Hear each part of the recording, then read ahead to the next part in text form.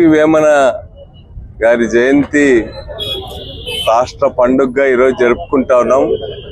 నిజంగా జాతి గర్వించదగ్గ మహాపురుషుడు, గొప్ప యోగి, సంఘ సంస్కర్త, కవిగా చాలా గొప్ప విషయాలు ఆయన గురించి ఉన్నాయి. వారిని మననం చేసుకోవడమే కాకుండా వారి ఆలోచనలను ఆదర్శంగా తీసుకోవడం అనేటువంటిది నేటి సమాజానికి అత్యంత అవసరం. యోగి వేమన గారి ఆయన చరిత్రను వాటన్నింటినీ కూడా ఈరోజు చాలా పాపులరైజ్ చేయాల్సినటువంటి అవసరం ఉంది. సమాజానికి అత్యంత ప్రాధాన్యమైనటువంటిది అని చెప్పి నేను భావిస్తా ఉన్నా. యోగి వేమన గారి జయంతిని జరపడమే కాకుండా యోగి వేమన గారి ఆలోచనలను, ఆశయాల్ని వాటన్నింటినీ ముందు తీసుకోవాల్సినట్టు బాధ్యత మనందరిపైన ఉందని చెప్పి ఆశిస్తాను. పెద్దలు, పూజ్యులు, మన రెడ్డి సంఘముకే ఒక ఆదర్శ పురుషుడు, సమాజానికి ఒక దేవుడు లాంటి ఆదర్శాలు చూపినోడు. అలాంటి వేమన్న రెడ్డి గారిని ఈరోజు మనమందరూ కూడా పుట్టినరోజు జరుపుకోవడం చాలా సంతోషం. ముఖ్యంగా ఆయన పద్యాలు ఇంట్లో పుస్తకం పెట్టుకొని వేమన శతకము, సుమతి శతకము, పెద్ద బాల శిక్ష చదివితే ఎంతో చదువు రాకుండా వాళ్ళు కూడా జ్ఞానం వస్తుంది, పెద్దోళ్ళు కూడా ఆలోచన విధానాలు వస్తాయి.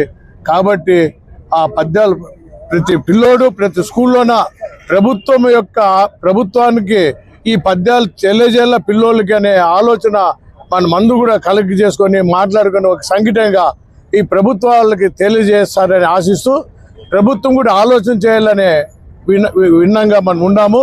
మనం అందరూ కూడా కలిసి ఈ వేమన శతకము, సుమతి శతకము, పెద్ద బాల శిక్ష ఒక సబ్జెక్టుగా ఇంతకుముందు మన పిల్లప్పుడు ఏ విధంగా అయితే పెద్ద స్కూల్లో చెప్పినారో ఆ విధంగా చెప్పాలని, ప్రభుత్వం దృష్టికి తీసుకోపోవాలని మనం అందరూ కూడా కలిసి కృషి చేస్తే ఒక ఈ రోజు కాకుంటే ఇంకా మన పిల్లల తరాల కన్నా ఈ పద్యాల యొక్క భవిష్యత్తు పిల్లలకు తెలుస్తుందని ఆశిస్తూ, మీ అందరి సహకారంతో, మీ అందరి యొక్క ఆదేశాలతో, మీ అందరి యొక్క అడుగుజాడలో నేను నడుస్తూ ప్రభుత్వానికి తెలియజేస్తామనే ఆలోచన నాకుంది. మీరందరూ కూడా మంచిదంటే ఏదో ఒక రోజు మనం కాకుండా మన పిల్లల కన్నా ఈ సబ్జెక్ట్ తెలుస్తారనే ఆలోచన ఉంటుందని కోరుకుంటూ సెలవు తీసుకుంటున్నాను.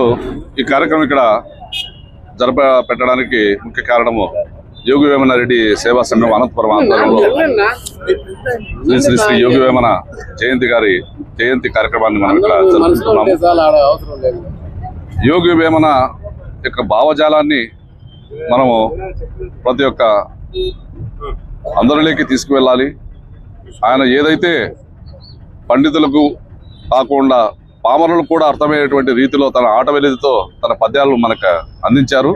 ఆ ఆటవెలిది పద్యాలు మన తెలుగువారు కాకుండా సిపి బ్రౌన్ గారు వెలుగులోకి తీసుకువచ్చి ఇంత అద్భుతమైనటువంటి సాహిత్యం ఎక్కడా చూడలేదు అనేసి దానిపైన పరిశోధనలు చేసి ఎన్నో వేల పద్యాలు ఇంకా మనకు చాలా ఉన్నాయి, కానీ కొన్ని వెలుగులోకి వచ్చిన 5,000 పద్యాలు మాత్రం మనకు వెలుగులోకి తీసుకొచ్చి రావడం జరిగింది. ఆ పద్యాలన్నింటినీ కూడా మన తెలుగు వారికే కాకుండా యునెస్కో వారు కూడా అత్యద్భుతమైనటువంటి సాహిత్యం ఇది అని చెప్పేసి ప్రపంచంలో ఉండేటువంటి అన్ని భాషల్లోకి తర్జుమా అయిందంటే ఇది ఏకైక వ్యక్తి మన యొక్క యోగి వేమన గారు. అలాంటి యోగి వేమన విగ్రహాన్ని మనం ఇక్కడ స్థాపించుకోవడం, కాంస్య విగ్రహాన్ని 2018 సంవత్సరంలో, తర్వాత ఆ రోడ్డు వైండింగ్ లో అది కావడం వల్ల మరి ఇక్కడ పునఃప్రతిష్ఠ 2020లో గావించడము. సో ప్రతి సంవత్సరం కూడా యథావిధిగానే యోగి వేమన యొక్క జయంతిని ఇక్కడ జరుపుతూ వస్తున్నాము. ఇది ఒకటే కాకుండా పేద విద్యార్థులు, రెడ్డి విద్యార్థులకు కానీ అదేవిధంగా పాఠశాలలో విద్యార్థులలో ఈ యొక్క వేమన పద్యాల పాటలు పోటీలు నిర్వహించడం ఇవన్నీ కూడా జరుగుతూ ఉన్నాయి.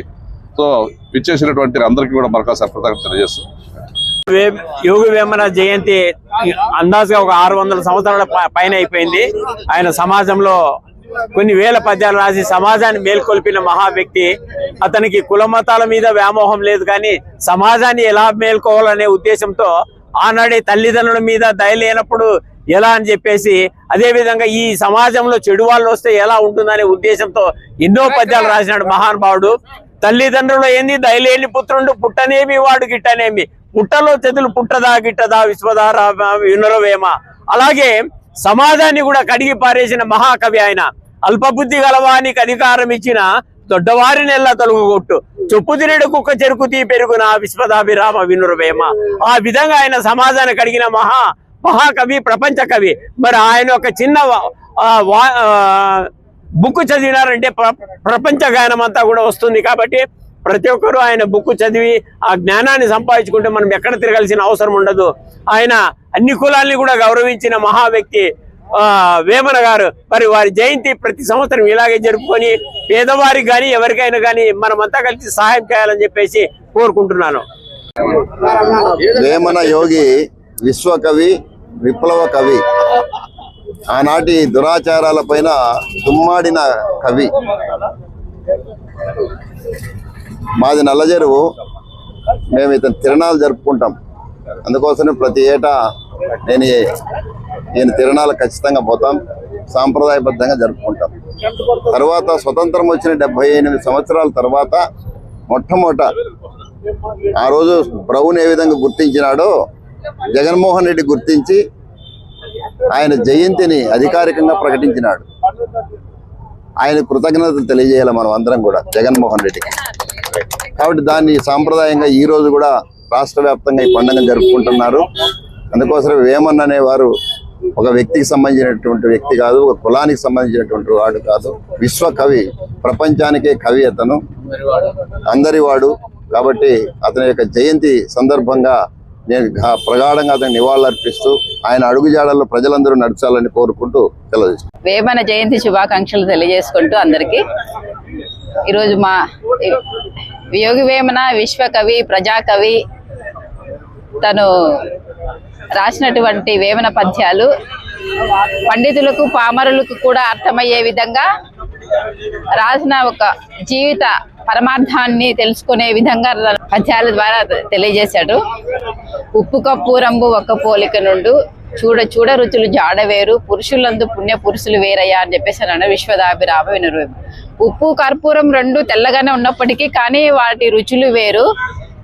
ఈ కార్యక్రమం అంటే తను పద్యాలు అందరూ కూడా కులమత భేదాలు లేకోకుండా అందులో ఉన్నటువంటి పరమార్థాన్ని మనము జీవిత విధంగా తీసుకుంటే జీవన విధానం బాగుంటుందని చెప్పేసి తెలియజేసుకుంటూ నమస్కారం.